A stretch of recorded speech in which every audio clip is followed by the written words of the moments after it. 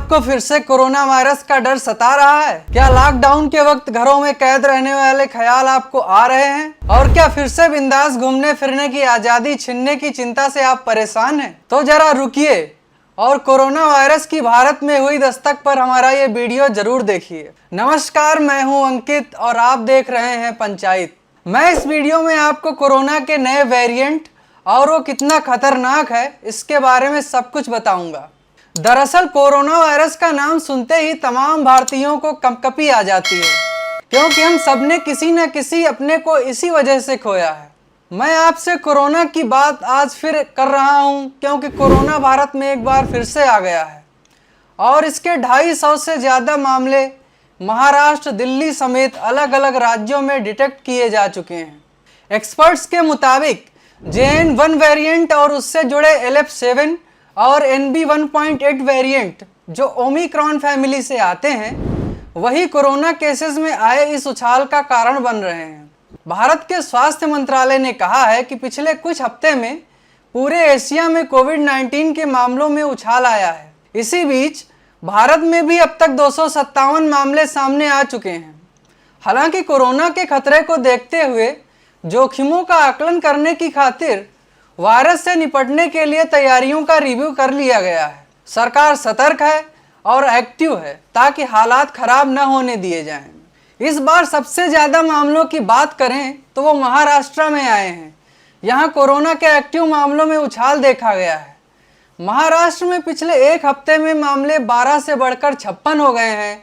वहीं केरल, तमिलनाडु समेत अन्य राज्यों में भी कोविड-19 के मामलों में बढ़त दिखाई दी है। हालांकि कर्नाटक, गुजरात, दिल्ली, हरियाणा, राजस्थान और सिक्किम सहित अन्य राज्यों में कोरोना के मामले दहाई के आंकड़े तक नहीं पहुंचे हैं।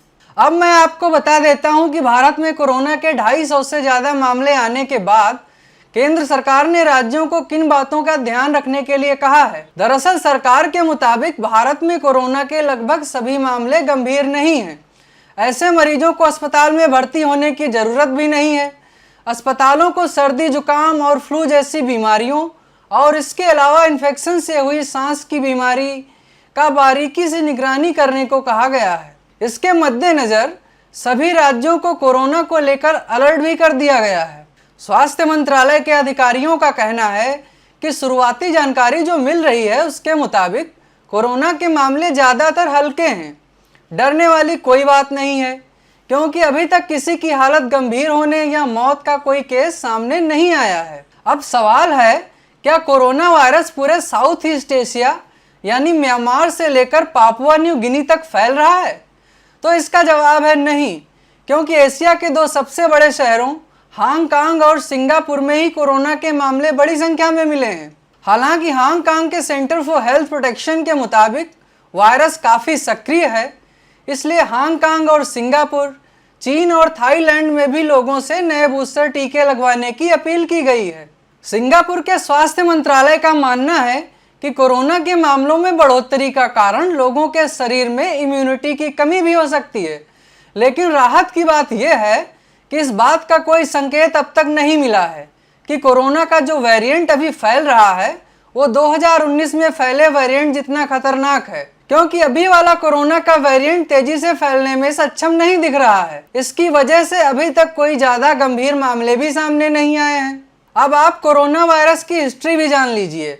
11 मार्च 2020 को वर्ल्ड हेल्थ ऑर्गेनाइजेशन यानी WHO ने कोविड-19 को वैश्विक महामारी घोषित किया था। दुनिया भर के देश के लोगों की जिंदगी बचाने के लिए तत्काल एक्शन और इलाज का पुख्ता इंतजाम करने के लिए भी कहा गया था, जिसके बाद महीनों तक भारत में लॉकडाउन रहा और घर घर में लोगों में कोरोना वायरस डिटेक्ट होने लगा। WHO की ही एक रिपोर्ट में बताया गया, भारत में 47 लाख से ज़्यादा मौतें कोरोना वायरस की वजह से हुई थीं। वहीं अन्य टॉप मेडिकल जर्नल छपी एक रिपोर्ट के अनुसार 41 लाख से ज़्यादा लोग कोविड-19 की वजह से मारे गए थे। लेकिन फिलहाल आखिर में मैं आपसे यही कहना चाहूँगा कि सरकार की तरफ से जारी बयानों पर भरोसा रखें। कोरोना का नाम सुनते ही पैनिक होने की ज़रूरत नहीं है। घर में राशन पानी स्टोर करने की ज़रूरत वाली अफवाहों पर ध्यान न दें। कोरोना के नए वेरिएंट JN.1, LF7 और NB.1.8 की वजह से ज़्यादा गंभीर मामले अभी तक सामने नहीं आए हैं। इतना ही नहीं, सरकार ने तो यहाँ तक कहा है कि अभी जो मरीज कोरोना वायरस के मिल रहे हैं उनमें से ज़्यादातर को तो अस्पताल में भर्ती करने की नौबत ही नहीं आई है, इसलिए घबराने वाली बात नहीं है।